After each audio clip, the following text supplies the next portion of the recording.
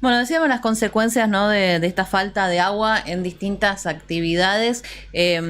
¿Cómo están los plantadores de arroz? A ver, desde el año pasado que, al menos en la zona del río Corrientes, no tienen agua y esto generó incluso conflicto entre distintos productores porque obviamente todos miran con mucha atención la cantidad de agua que saca otro y generó bastantes conflictos. Y el arroz es primero que es el principal producto agrícola de Corrientes y segundo, lleva mucha agua. Lleva mucha agua, sí, y no hay agua para regar, para el riego. Vamos a preguntarle a Cristian Jeter, que es uno de los integrantes de esta asociación de plantadores de arroz de aquí de Corrientes, si ya tienen más o menos no solo un diagnóstico de la situación, sino una proyección para este 2023. ¿Cómo le va? Buen día, Jeter.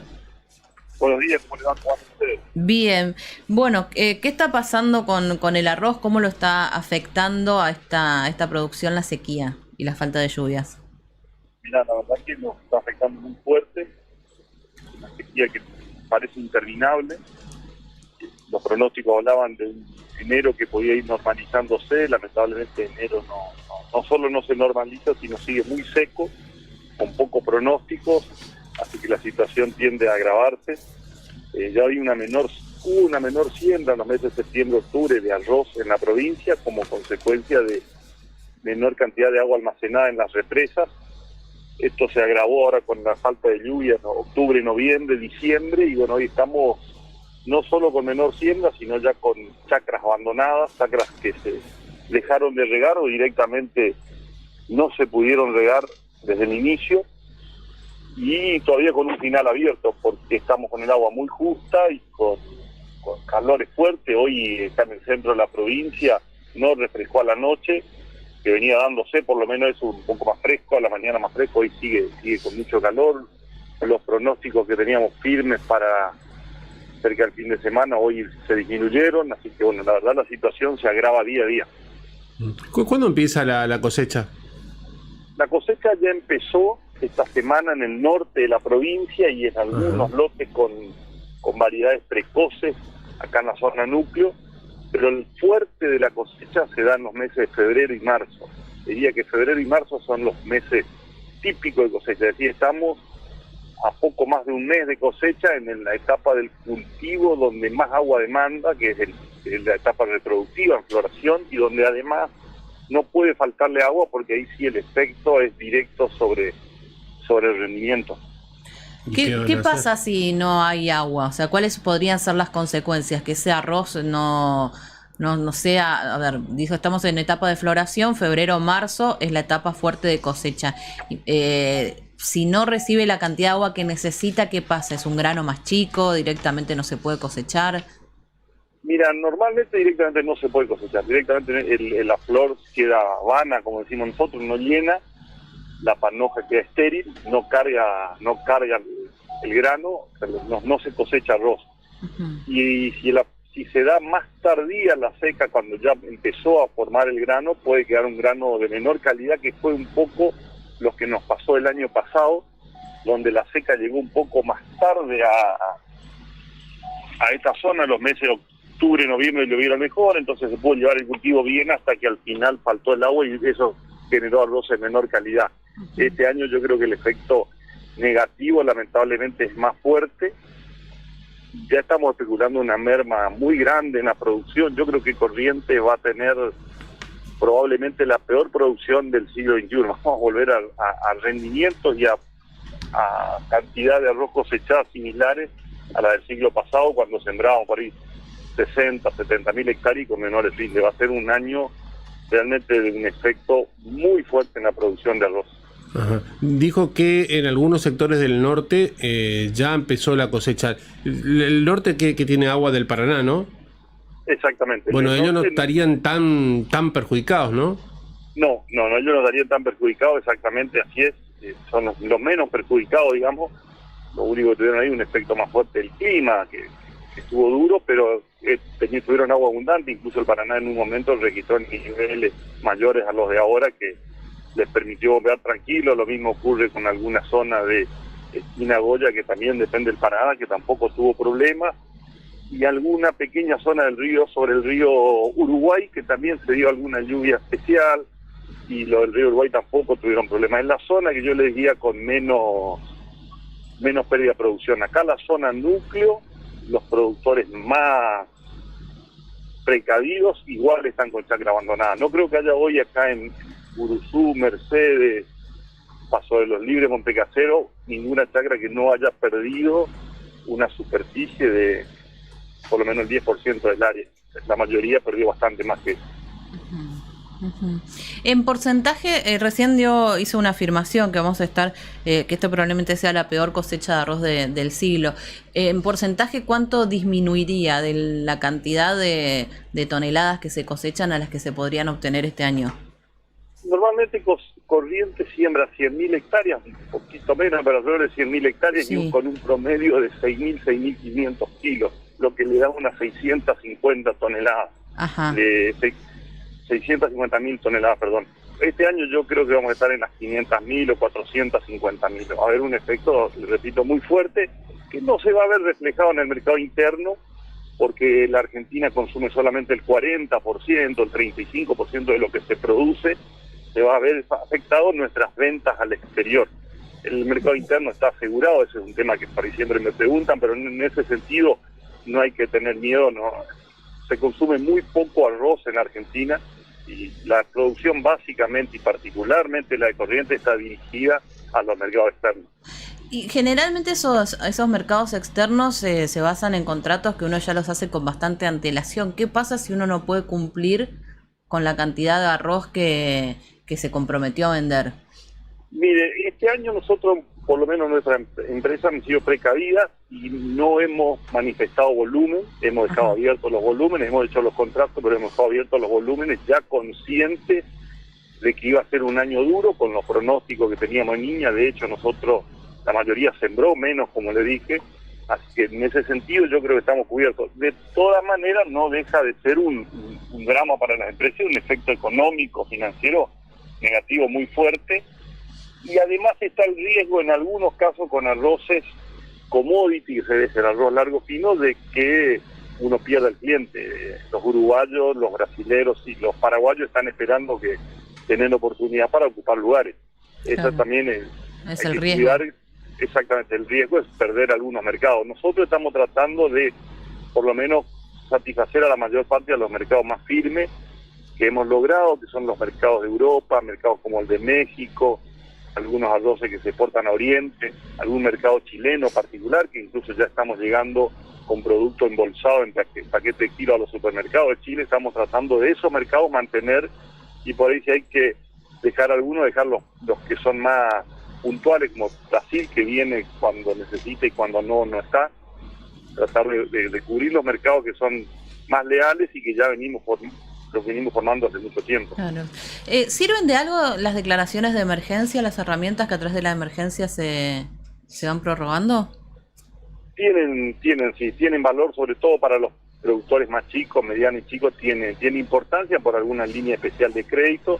El sector arrocero no ha recibido subsidio en los últimos años, solamente algún crédito preferencial, algún crédito blando de Banco Nación y Banco Provincia, no más que eso, pero ayuda mucho, sobre todo ayuda para poder seguir. Este año vamos a ver, algunos productores van a tener menores cosechas, hay que pagar las deudas del año pasado y hay que volver a arrancar para sembrar, y bueno, hay que estar a veces preparado financieramente para hacerlo. Ahí tiene una importancia grande el tema de las emergencias. Lo que nosotros vemos como productores es que más que nunca hoy, mirando un poco hacia adelante, hay que ver cómo almacenamos agua. Esta es una provincia muy rica en recursos hídricos.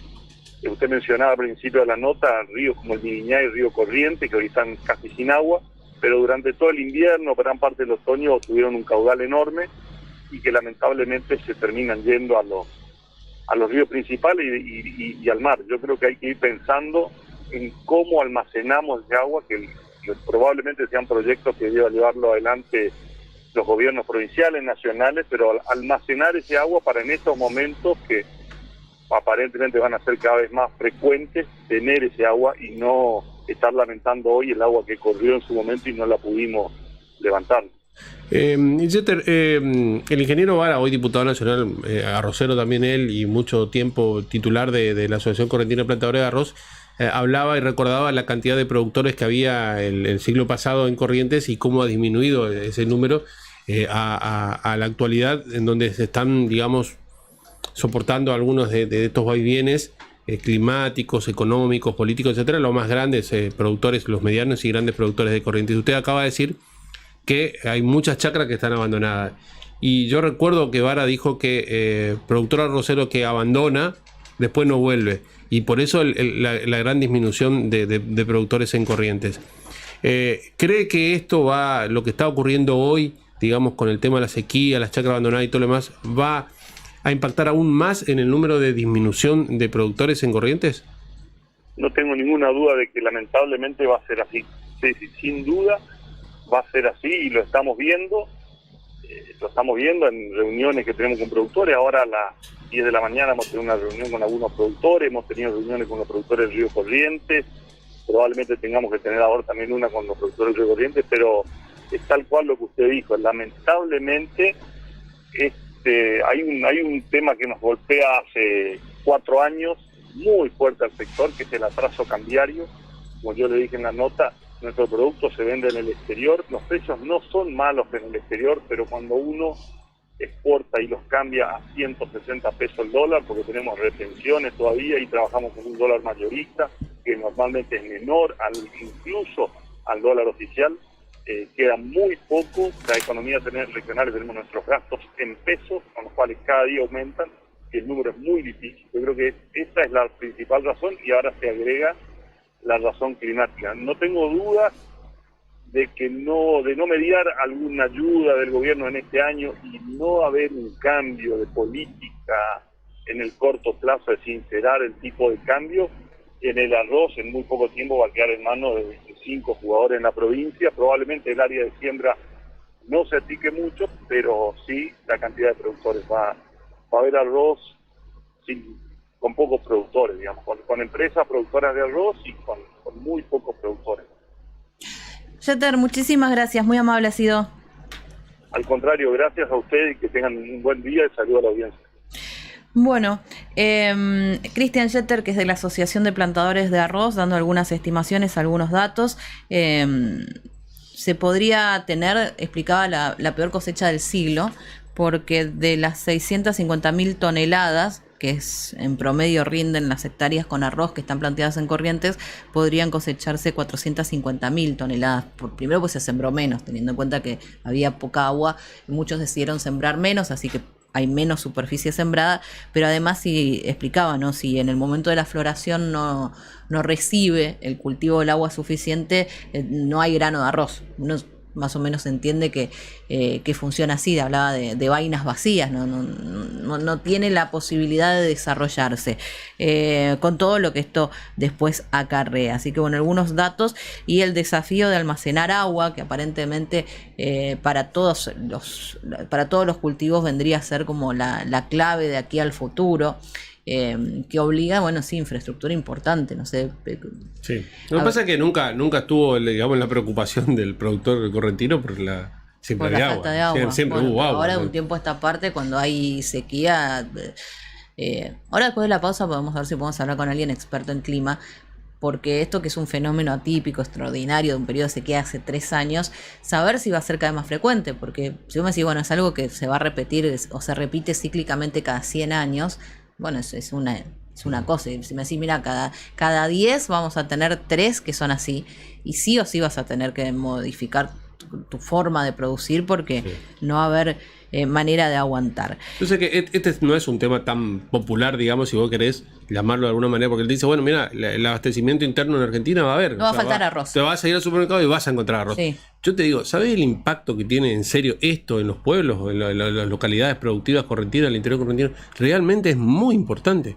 Hay Mercedes, Curuzú, muchas localidades de estos 2 departamentos que se mueven, muchísimo de su economía se mueve alrededor de la producción, de todo tipo de producción. Y el arroz es el producto agrícola más importante de la provincia de Corrientes. Ya te digo, vas a tener arroz en el supermercado, pero el impacto que va para el tractorista, para el aguador, para el capataz de la estancia, para el mecánico, para como el transportista, es realmente muy importante. Sí. Muy importante. A mí lo que siempre me hace ruido, ya yendo un poquito más al fondo de la cuestión, cómo medidas que supuestamente están planteadas para poder tener una situación más equitativa o proteger en general a quienes tienen menos herramientas terminan favoreciendo a las grandes empresas. Dijo, si seguimos así, van a desaparecer, los que primero desaparecen son los pequeños productores.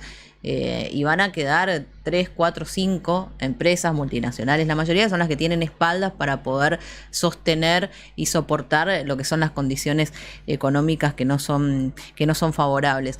Y al final es como un boomerang, ¿no? Algo que vos lo haces para tratar de contener y que el precio, digamos, no suba en el mercado interno y poder lograr que la gente, en vez de exportar, venda su producto acá. A la larga termina haciendo que sea imposible la producción, a menos que vos seas un monstruo que tiene miles de ramificaciones y monstruo empresarial, me refiero. Y es muy difícil así. Entonces, vos decís, estas políticas que supuestamente están apuntadas para estas medidas muy protectoras, ¿a quién protegen en definitiva? Eso es lo que a mí nunca me cierra entre lo que se dice y después las consecuencias de algunas políticas, bajo la idea de que son medidas para proteger a quienes tienen menos herramientas. A la larga terminan, digamos, generando el efecto opuesto, porque vas a tener una concentración, y ya vimos lo que pasó con Adecoagro en la zona de los regantes. Adecoagro es una multinacional que tiene la posibilidad de tener su propio embalse de agua, y ellos pudieron seguir plantando. Quizás un poco menos, pero no son los que se quedaron sin agua, porque tienen los recursos, la espalda financiera, esta media empresa, para tener su propia presa. Pero, ¿quién más tiene? Entonces eso es lo que por ahí, viste, me hace mucho ruido entre lo que se dice y las consecuencias de lo que se dice en la práctica. Bueno, tenías una historia para contarnos.